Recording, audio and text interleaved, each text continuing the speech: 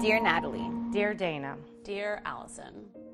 As I sit down to write this letter, I cannot help but reflect on the incredible journey we've been on since the hurricane struck. Up until August of 2022, your life will have been seemingly okay. Your world will stop when your dad dies unexpectedly on August 20th.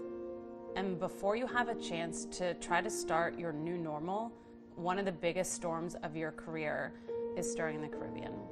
You have mixed emotions September 27th, the day before Hurricane Ian hits. You send the kids to Miami with your parents. It happens to be Catalina's birthday, your daughter. Your neighbors are all staying home, so it keeps you somewhat calm. The mood is one of anticipation, tinged with apprehension, however, a sense of preparedness. You imagine your dad calling before the storm to say, "Be safe down there," in the most stereotypical Western Pennsylvanian way. You know, lots of love behind just a few simple words with a tinge of worry. The next day, you're watching the news, and apparently the storm has shifted, and it'll be landing in Fort Myers Beach. Your heart sinks, and you become nervous, because you honestly don't know what to expect. Natalie, you're going to go through the most terrifying experience of your life.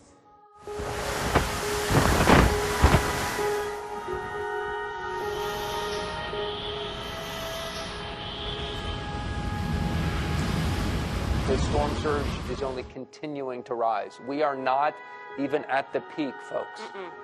The day the hurricane hit was unlike any other we had experienced.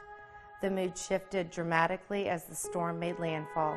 Deep breaths, limit your caffeine, stop nervously twisting your hair, and just inform. Calm, clear, factual. You're going to have to get out of your house at this point and just try and hold on for dear life. You leave a home in the middle of a Category 5 hurricane, alone, to the front door neighbor's house. You had to, because the water was already waist high in your home. All I can say is God will be with you. You'll be very nervous and scared while the water begins to rise in your neighbor's house. Just looking at your dream home going underwater will break your heart. But the hardest part of the whole situation is when you feel like you and your husband are going to eventually drown. Just pray. Your husband's going to keep you calm, but just keep praying. You were horrified as you watched complete destruction floating down your road. Is that the church? A deafening roar as the roof peeled away, and loud gunshot sounds as the windows busted out.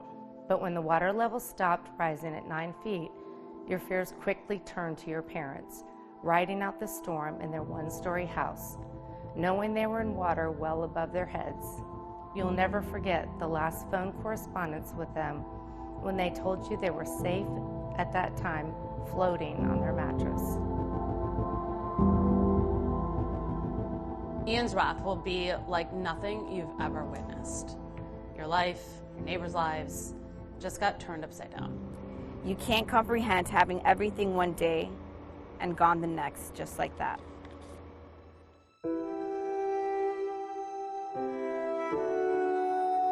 This has an Armageddon type feel to it, folks. And this was, in fact, the perfect storm. As soon as the storm ends and the sun begins to rise, you quickly start on your mile trek to find your parents. The moment you begin to breathe again will be when you pass someone who told you an older couple was alive in a house just up the road.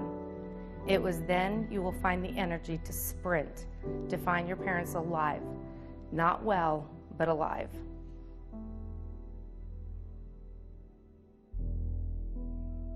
While your father has always been your hero, you will discover through this experience that he is stronger than you could ever imagine,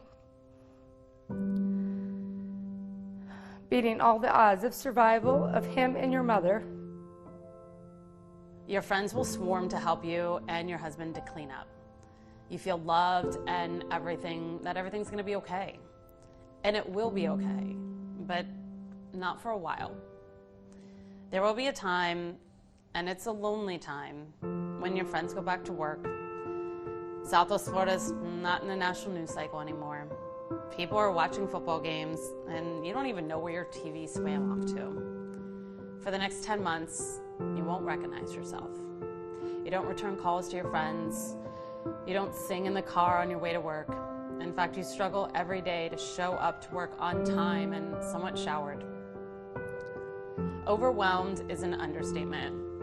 You'll smile and laugh that you always wanted a new kitchen anyway. It's okay to tell people that silly lie while you figure out how to be a contractor.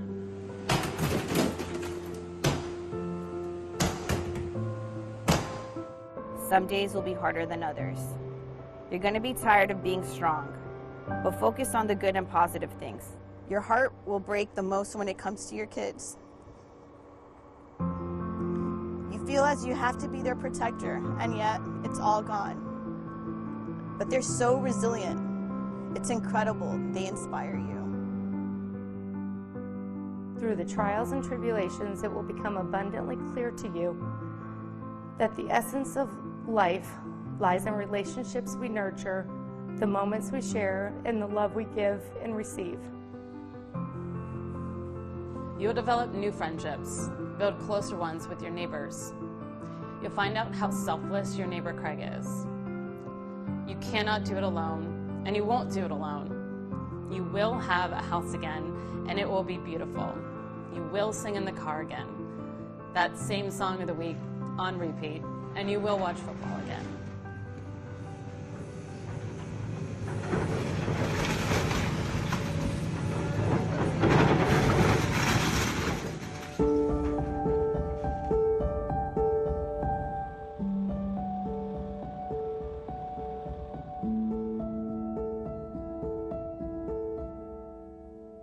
You and your family are healthy and alive, and that's the most important.